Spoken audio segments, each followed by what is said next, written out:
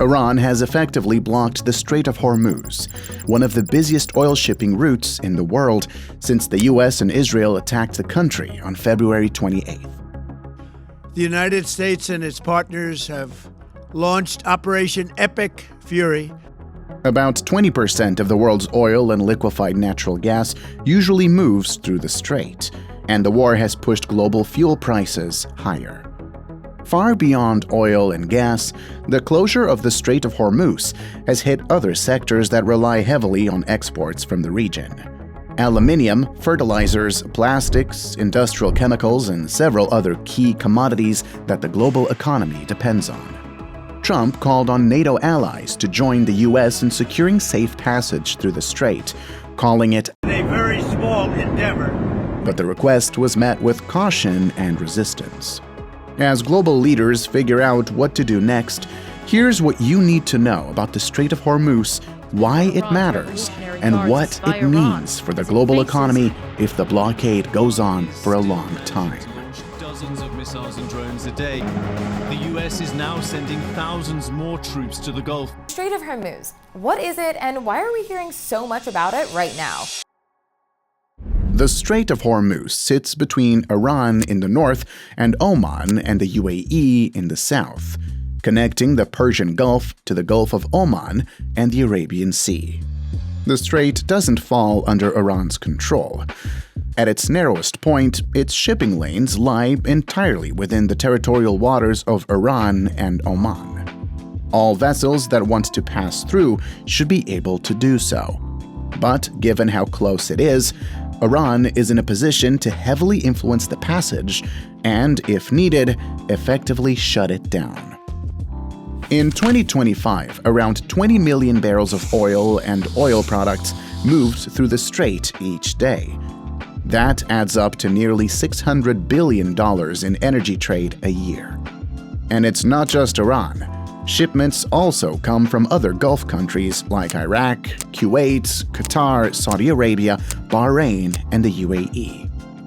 Since the conflict began on February 28, Brent crude has jumped above $115 a barrel, up from around $70 before the first US and Israeli strikes. Even though the US is a net exporter of petroleum products, gas prices across the country have jumped since the conflict began, now sitting at around $3.9 per gallon, up from roughly $2.9 a month ago.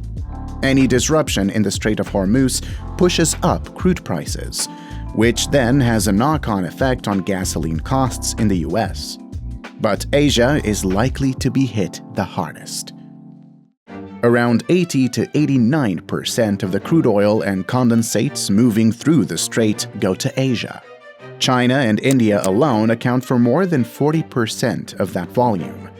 Countries like Japan and South Korea are also heavily dependent on Gulf energy, getting about 95 and 75% of their oil from the region. India, for example, sources around 60% of its oil imports from the Middle East, according to UBP. But the strait's importance goes beyond oil. It's also one of the key routes for liquefied natural gas, or LNG. In 2025, more than 112 billion cubic meters of LNG moved through it, about 20% of global trade. Qatar, the world's second-largest LNG exporter, relies entirely on this route for its shipments. So any disruption to LNG flows could have an even bigger impact than oil, simply because there are far fewer large-scale alternatives for moving gas. South Asia would face the most severe disruption when it comes to LNG supplies. Qatar and the UAE account for 99% of Pakistan's LNG imports, 72% of Bangladesh's, and 53% of India's. With limited storage and flexibility in sourcing, Pakistan and Bangladesh are particularly vulnerable. Bangladesh, for example, is already dealing with a major gas deficit, with a shortfall of more than 1,300 million cubic feet per day. For China, around 30% of its LNG imports come from Qatar and the UAE. The closure of the Strait of Hormuz would put its energy security under pressure, but stockpiles and alternative supplies offer some buffer. As of the end of February, China held about 7.6 million tons of LNG in storage, according to Kepler, giving it short-term cover.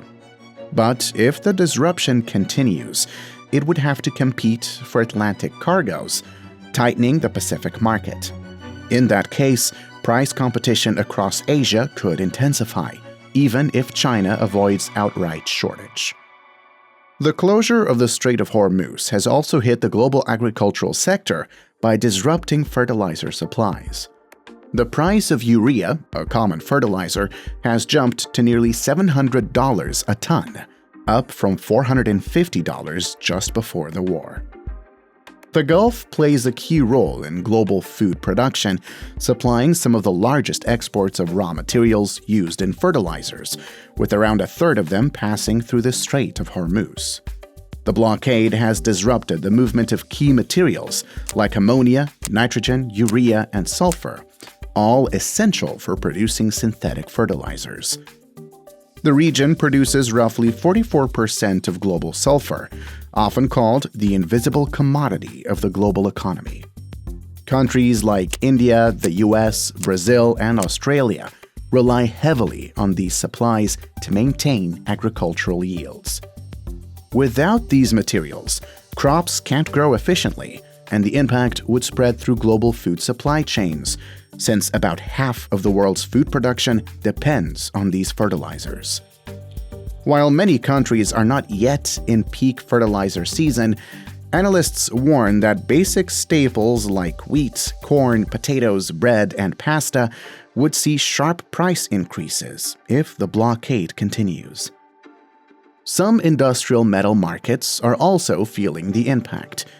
The effective closure of the Strait of Hormuz has sent an immediate shock through the global aluminium supply chain. The Middle East accounts for about 9% of global aluminium output, producing around 6.2 million tons in 2025. With the market already in a structural deficit of roughly 600,000 tons, any disruption could push prices sharply higher. On the London Metal Exchange, aluminium briefly moved above $3,500 per ton at the peak of the spike. The plastics industry is also being caught up in the disruption. The Gulf is home to some of the largest polyethylene production facilities in the world, one of the most widely used plastics, and a key material in packaging. Around 84% of the Middle East's polyethylene output relies on the Strait of Hormuz for exports, and key markets in Asia, including China, are likely to be hit hard if the route remains blocked. The blockage also threatens global supplies of industrial gases and chemicals like helium. Qatar is one of the world's leading suppliers, and it's a critical resource of manufacturing, medical technology, and aerospace. Petrochemicals and industrial chemicals are also among the most important non-energy goods moving through the strait, with Saudi Arabia, Qatar, and the UAE as major global producers. Saudi Arabia, for example, runs its main petrochemical hub along its eastern ports on the Persian Gulf, leaving it specially exposed to any disruption in shipping. The ripple effects reach even high-tech industries. Semiconductor and electronics production depends on large volumes of high-purity sulfuric acid for chip making and silicon wafer processing. Any shortage would raise manufacturing costs in major East Asian tech hubs like Taiwan, South Korea, and China. Many chip makers also rely on Qatari LNG for a stable power supply. Taiwan, for example, sources around 30% of its LNG through the Strait of Hormuz. Even a limited disruption could hit companies like TSMC, which produces nearly 90% of the world's most advanced chips and uses about 9% of Taiwan's electricity. Just under 100 ships have passed through the Strait of Hormuz since the start of March, despite periodic attacks on shipping by Iranian forces. While some energy and everyday goods are still moving through the strait, daily traffic has dropped by about 95% since the war began on February 28. with Iranian-linked ships still moving. Before the war, around 138 ships passed through the strait each day. Tehran has largely avoided targeting ships linked to China. Dozens of vessels broadcasting AIS, the Automatic Identification System, have signaled Chinese ownership or crew presence while operating in the Gulf. Beijing has reportedly been in talks with Iran to allow crude oil and Qatari LNG carriers to pass through the strait. Iran has continued shipping millions of barrels of crude oil to China since the war began. Right now, Iran is developing a new vetting and registration system for ships passing through the Strait of Hormuz as it moves toward a more selective blockade, according to Lloyd's List. Reports also suggest that several countries, including India, Pakistan, Iraq, and Malaysia, are in direct talks with Tehran to secure passage for their vessels through the strait. The persistent threats of a closure of the Strait of Hormuz has pushed Gulf oil exporters to build overland routes.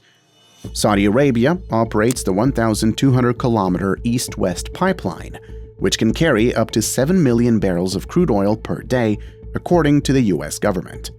In the past, it has also temporarily repurposed a natural gas pipeline to transport crude. The UAE has linked its inland oil fields to the port of Fujairah on the Gulf of Oman through a pipeline with a daily capacity of at least 1.5 million barrels.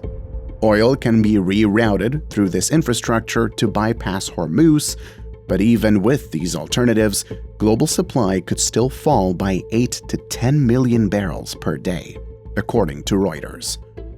In addition to that, oil loading at Fujairah has already been disrupted by drone attacks. It is now clear that a disruption in the Strait of Hormuz is a real-world example of chaos theory, and chaos cannot really be answered with more chaos. As Gandhi once said, "An eye for an eye makes the whole world blind." The Strait of Hormuz has long been known as a critical energy choke point, but its impact on the global economy could be far greater than most expect.